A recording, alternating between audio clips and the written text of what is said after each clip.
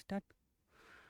नमस्कार, मैं डॉक्टर नीतू कुमारी LNT college Sanskrit विभाग से।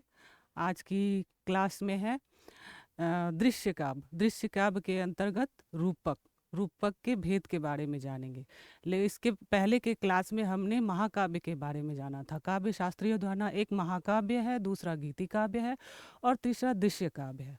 और रूपक के भेद, रूपक जैसे नाटकों में आता है। रूपक दृश्य के अंतर्गत दृश्य काव्य। दृश्य काव्य मतलब कि जैसे हम आँखों से किसी चीज़ को देखते हैं, तो जब नाटक चल रहा होता है किसी भी स्टेज पे कहीं पे, तो वहाँ हम आँखों से देखते हैं। वहाँ नायक के द्वारा जो प्रस्तुत किया जाता है, नायक के रूप को, प्रत्यारोप को भेद कर दिया जाता है, उसे आरोप लगता है, तो उसे दृश्य काव्य की संख्या में उसे रूपक कहा जाता है। जैसे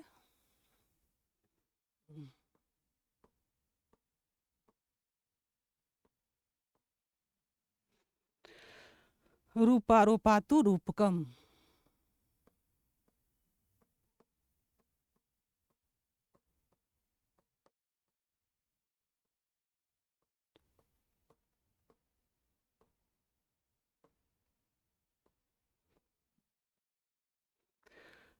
काव्य शास्त्रियों ने दृश्य काव्य को रूपक के भेद के रूपक की संख्या 10 संख्याओं में बांटा है। रूपक उसे संख्या, उन्होंने संख्या का नाम दिया है, लेकिन ये 10 भेद होते हैं। का रूपक के 10 भेद होते हैं। पहला है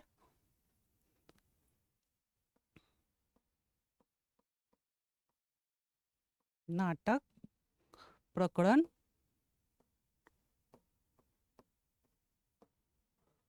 भान, व्यायोग,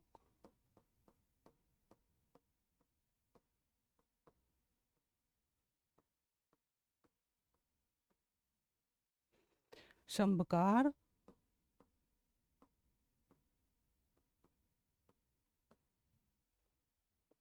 डिम, इहा मिर्ग,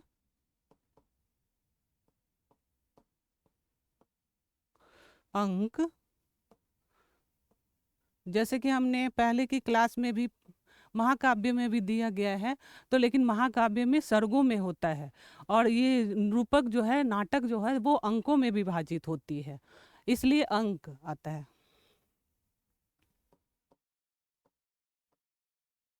विथि, प्रश्न,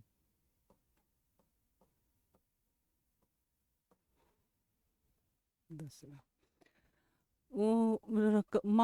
कविराज जो है विश्वनाथ, उन्होंने महाकाव्य में काव्य का लक्षण दिया था, महाकाव्य का लक्षण प्रस्तुत किया था साहित्य दर्पण में। वैसे ही इसका विश्वनाथ ने ही काव्य शास्त्र ने इस लक्षणों को प्रस्तुत किया है।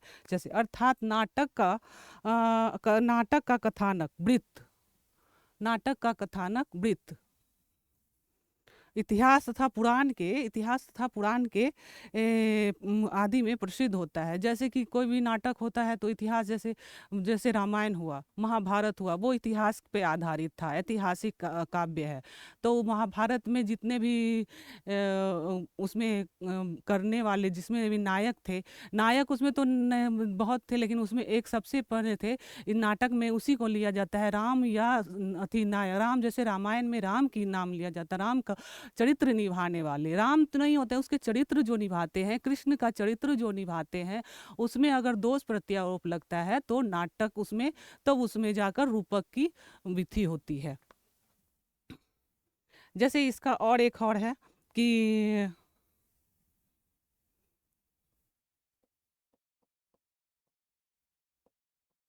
नाटकं ख्यात वृतं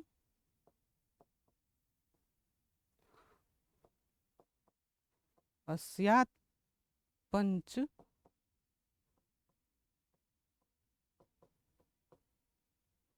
संधि समन्वित तम।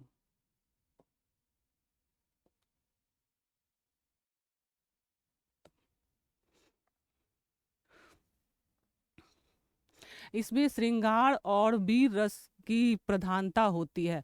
ये तो महाकाव्य में भी है कि श्रृंगार और वीर रस की एक की प्रधानता होती है, उसी प्रकार दृश्य काव्य में भी है। दृश्य काव्य का जैसे कि मैंने पहले ही बताया था कि उसकी जो हम आंखों से देखते हैं, जो किसी भी अति रंगमंच पे उन नाटकों को प्रस्तुत किया जाता है, नाटकों को प्रस्तुत किया जाता है उस श्रृंगार श्रृंगार रस एवं वीर रस दो मुख्य होते हैं। ठीक होता है। उसमें सुख दुख की अधिकतम कम से कम 5 अंकों वाला नाटक होता है रूपक में। दूसरा होता है नाटक होता है रूपक में। इसी प्रकार प्रकरण को प्रभाषित प्रकरण भी दूसरा है प्रकरण। एक हो गया रूपक और दूसरा प्रकरण।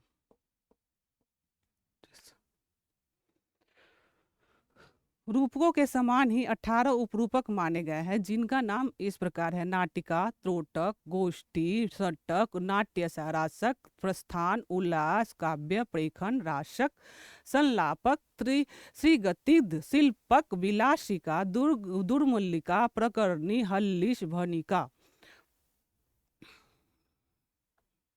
श्रृंगार अथवा वीर में से किसी एक रस की प्रधानता होती है। इसके अतिरिक्त अन्य सभी रस गौण होते हैं। रस कितने प्रकार के होते हैं? रस से भी 7 प्रकार के होते हैं, लेकिन इसमें सिर्फ रूपक में सिर्फ नाटक होता है, क्योंकि इसमें सिर्फ दिया जाता है श्रृंगार और विष रस को ही प्रधानता दी जाती है। निर्वहन संधि के अद्भुत रस होते हैं। इसमें कुल 4 अथवा 5 प्रमुख पुरुष पात्र कार्य में लगे होते हैं।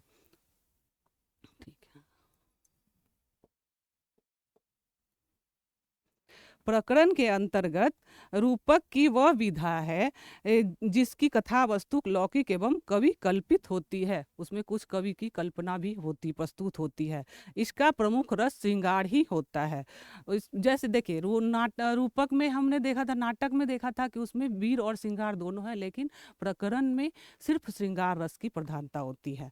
इसका नायक कोई ब्राह्मण, मंत्री अथवा वैश्य होता है, जो विद्न रूप धर्म का काम में तत्पर रहता है।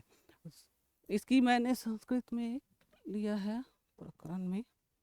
प्रकरण को साहित्य दर्पण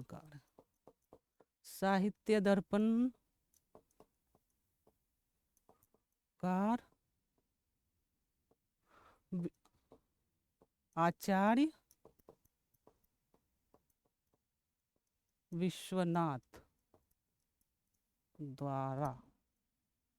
दूसरा प्रकरण का इस तरह से मैं प्रवास करती हूँ।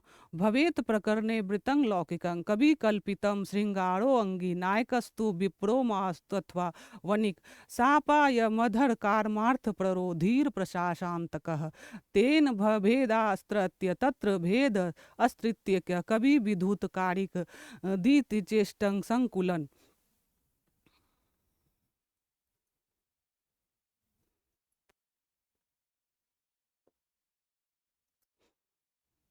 अर्थात प्रकरण रूपक की वह विधा है जिसकी कथा वस्तु लौकिक एवं कवि कल्पित होती है। इसका प्रमुख रस श्रृंगार होता है। इसका नायक कोई ब्राह्मण, मंत्री अथवा वैश्य होता है, जो विविध पूर्ण धर्म अर्थ काम में तत्पर होता है। नायक धीर प्रशांत प्रकृति का होता है। जैसे मृक्षकटिकम प्रकरण में नायक ब्राह्मण है, मालती माधव प्रकरण में नायक अमात्य मंत्री है, तथा पुष्प भूमित में नायक वैश्य है। मृक्षकटिकम हमने पढ़ना है हमें नेक्स्ट क्लास में, लेकिन उसमें जो है दिया गया है प्रकरण में ही मृक्षकटिकम प्रकरण में है। और नाटक जो होता है वो अंकों में होता है। महाकाव्य जो होता है वो सर्गों में होता है। अगले नेक्स्ट क्लास में हम ये देखेंगे कि गीति काव्य के बारे में। ये तो दृश्य काव्य के बारे में मैंने बताया है, और गीति काव्य के बारे में अगले क्लास में मैं पढ़ाऊंगी। तब तक के लिए